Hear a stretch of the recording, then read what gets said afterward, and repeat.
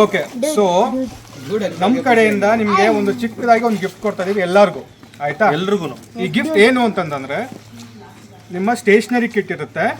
ಅಂದರೆ ನಿಮ್ಮ scale, pencil, rubber, sketch pen, colour pencils ಇರುತ್ತೆ.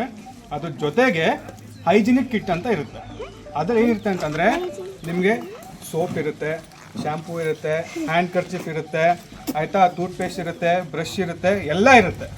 ಸೊ ಇದನ್ನು ನೀವೇನು ಮಾಡಬೇಕು? ಡೈಲಿ ಯೂಸ್ ಮಾಡಬೇಕು. ಅರ್ಥ ಆಗ್ತಿದೆಯಾ?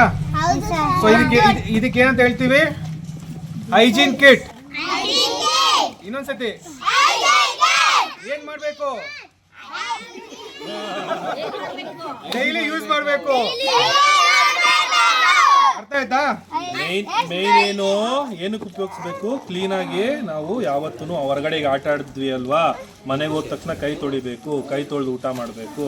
ಡೈಲಿನೂ ಅಷ್ಟೇ, ಹೆಣ್ಮಕ್ಳಾಗಲಿ ಗಂಡು ಮಕ್ಕಳಾಗಲಿ ಶ್ಯಾಂಪು ಉಪಯೋಗಿಸಿ ನೀಟಾಗಿ ಸ್ನಾನ ಮಾಡಬೇಕು.